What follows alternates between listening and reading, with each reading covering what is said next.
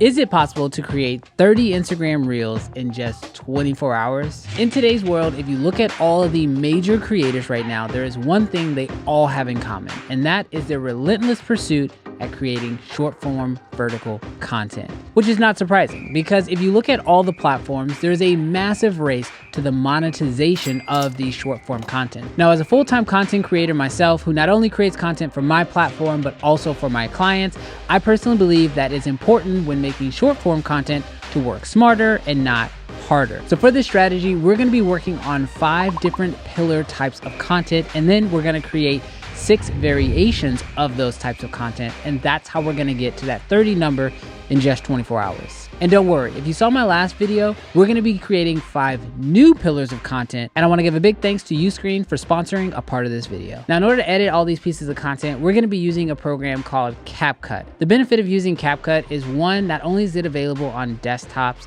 and laptops, but it's also available on mobile. So this means that you can edit on the go. However, everything I'm gonna teach you today is going to be done on the desktop version. That way we can work faster. So for this first piece of content, we're gonna be creating what I call a motivational video. The basic premise of this video is to have a motivational speaker speaking underneath the video and then showcase clips of my business doing what my business does, which in my case is shoot videos.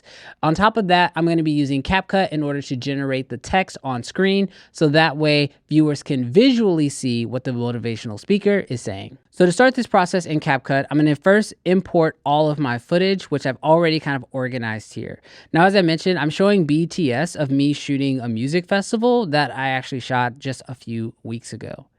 Now, in order to have my motivational speaker, I'm going to hop into Instagram really quick and I'm going to grab a clip that I've already saved. And the benefit here is that I can quickly just copy the link and I can bring it up into this website called iGram, which I'll have linked down below in the description. And this will allow me to actually download the clip itself. Now, I not only have the motivational words, but I also have the background ballad, which is just going to help the entire thing seem more motivational. So first, I'm going to actually bring my clips above it so that way we don't actually see the Instagram video. And we can quickly see that, all right, this is looking pretty good. Now I just want to find this other clip here and drag this in. And I'm going to slide this over, kind of chop off the before. There we go, it's looking good. And I'm going to chop off the end here. And now I'm going to do probably my favorite feature inside of CapCut, and that is auto-generated text. And what this does is this literally listens to the audio and takes what the motivational speaker is saying and turns it into text. Now, when it does this, you can't control how many lines it actually ends up creating. And most of the time it's going to kind of break it up in like 2 lines. But what I'm doing now is I'm actually kind of splicing each of these written text sections in half and kind of deleting parts of it. So that way it is able to kind of break it up in a more cohesive manner. Sometimes all you need. So now when I play this back, you can see that it's literally breaking up what it was saying. Literally 20 seconds of just embarrassing. And the nice thing about this text is that you can always go in and kind of alter it even after it's been auto-generated. And there you have it. So that is my first pillar of content, the motivational video. The hardest part about this really is just finding 5 or 6 pieces of motivational content that you want to use as inspiration for your short form video. But the big benefit here and the reason why I love using CapCut is because of those auto-generated captions. The auto-generated captions just gives your viewer another visual way to interact with your content. It's said that a majority of people who consume short form content do it with their phone on silent. So it is good to have that text showing up on screen, and with CapCut, we can stylize it. Now, when it comes to the second pillar of content, this is going to be your talking to camera / tips and tricks video. Now, the benefit of this type of content is that it allows you to provide value to your viewer. This is different than just like your traditional trend style video, because although these videos sometimes don't get the same number of views as following trends, for those people who do consume these videos, this allows you to create more of a connection with them because they're going to remember the value that you gave them. So let's hop into CapCut and check it out.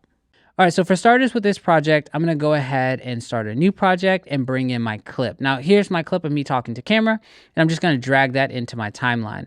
Now, the first thing we're gonna need to do is make our hook in the form of a text. Now, obviously, when I'm delivering my lines, I'm also trying to hook them, but I want there to be a visual hook as well. So I'm literally putting what they need to know about this video front and center, and I'm making it nice and bold and easy for them to read.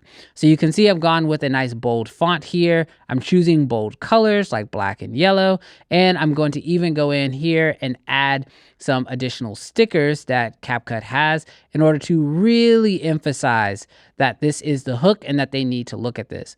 The other benefit of creating this here is actually I can use this as my sort of thumbnail on YouTube or on Reels in order to drive in the fact that this is important. I'm also going to add in this other cool little sticker up here, and then at the end of my video, I do ask them to follow and subscribe. This is kind of like a little pro hack here. That way I can reutilize this content on Instagram and on YouTube and it still makes sense. So I'm going to add stickers for both of those at the end of my video. Now, of course, I'm going to auto-generate my captions because I do believe that captions on your video just helps your video to stand out more.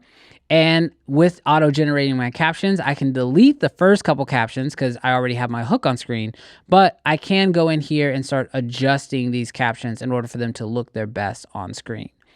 And as I go through, here's an issue. So it is important that when you are auto-generating captions that you do go through and actually play them back. So that way you can make sure that everything is right. The next thing I'm going to do is grab this B-roll shot and I'm going to go ahead and add this to my video overall. And I am pulling this pre-created B-roll footage from a YouTube video, which just makes the process a bit easier. However, you can choose to edit this content in however you want. In my case, I'm using a video that was shot horizontally and I'm having to repurpose it for vertical, which means I just need to scale it up and kind of move things around in order for it to fit. I'm going to make some minor changes here and there, and just like that. It looks pretty good. I want to add something else at the beginning here just to kind of spice up that intro. Again, we're trying to stop them from scrolling in the first 2 seconds. So I'm going to put all of my work into the first 2 seconds of this video to really get their attention. Now what I'm going to do is take that edit and I'm going to apply that same edit across 5 other pieces of content where I'm going deep with my audience and providing them that value. Okay, so for the third piece of content we're going to create, it's very similar to the last one, however, with a slight twist to it, and this is the Q&A video. Now, the important part for me when it comes to the Q&A video is that you actually take questions from your audience. Now, whichever platform is your biggest, request that your audience provide you questions. So for me, I'm going to go into the YouTube Studios apps, go into my comments on one of my most recent videos, and I'm going to find an actual question that I could use for this video. I'll just screenshot it, resize it, and now that is done. And now I just need to airdrop that over to my laptop. Now, full transparency, when it comes to creating this type of content, you actually want to go ahead and find the questions first. So that way you can film all of your answers in bulk, just like we did with our tips video. Now, a mega bonus tip here is if you know you're going to shoot 6 Q&As as well as 6 tips and tricks, then go ahead and find what those tips and trick topics are going to be. Go ahead and find those Q&As and then shoot them all at the same time. Even if you decide to change outfits in between, you can still benefit from the time saving by shooting in bulk. But now let's go ahead and edit this Q&A video. So for starters, I'm going to go ahead and start a new project, obviously, and I'm going to bring in where I answered that question. And as you can see, it literally looks just like I did with my tips and tricks because I did shoot them all in bulk. First, I'm going to bring in that screenshot of that question, and I'm going to actually put that on the video itself because this just gives your viewer a visual place where they can not only hear you repeat the question, but they can also just read it for themselves and they get a chance to see that it is real engagement from your own platforms. I'm going to add some stickers in here just like I did in the past video, and that's because the benefit of having something pop on screen in the first 2 seconds cannot be understated. Like, people have 2 seconds to decide if they're going to stick around and watch the rest of your video. And so you want to make sure that in the first 2 to 3 seconds, they understand exactly what they're going to get from your video. And you want to make sure that they realize that you put effort into this, so that way they should stick around and actually hear what you have to say. So I'm just adding in some stickers. I'm adding in the text that says Q&A, and I'm just trying to get the entire thing to look very visually appealing. And of course, let's do my favorite feature. Let's go ahead and add in those auto-generated captions. Just like in the last one, I'm going to delete the first couple sets of captions because I don't really need them. Because I have my hook in the form of a text, it's already good to go. And now I'm just going to be editing my captions. For this one, I'm actually going to make them yellow with a black outline. Now, if you are going to use these pre-created text templates, I do strongly recommend just taking down the stroke a little bit because they tend to be a little heavy-handed. Now, if I play this back, I can quickly see that there are no major mistakes. I'm going to make this minor adjustment here in order to change this around. And if you ever have a section that's maybe in 3 lines when the rest of your video is in 2, one thing you can do is you can unclick the apply to all section and then make an adjustment to just that one text area. And just like that, my Q&A is done and I can export.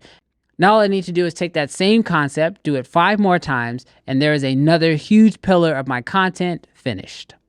Now, personally, 2 and 3 are probably one of the most important types of content that you can make. And the main reason being is that it allows you to go deep with your audience, give them actual value in the form of knowledge. And personally, I think that short form video is a great way to start the process of educating your audience, but you can go much further with long form content. And an easy way to monetize your content is by creating your own training course platform or creating your own premium style videos that are longer form. And the best way, in my opinion, to do that is with a platform called Uscreen. Now, I personally have used Uscreen in order to create my own training platform when it comes to teaching how to shoot and create better videos with the Creative Fam Academy. Uscreen is a video on demand platform that allows you to control your distribution of your long form videos. Uscreen gives you the ability to create a platform that allows your audience to not only download your videos for offline view, but also engage with the videos very similarly to how they would with social.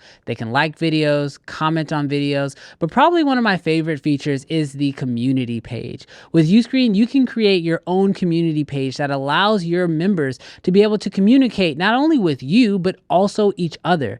And they can like and comment and leave their own posts for other members of your community to interact with. Now, although I'm using it as more of a training course platform, you could very well use it to just be a place to host your more premium education content. So if you're looking for a way to invest into your audience, but also allow your audience to invest in you, then definitely check out Uscreen. By creating your own custom platform, you can build the best place for your audience.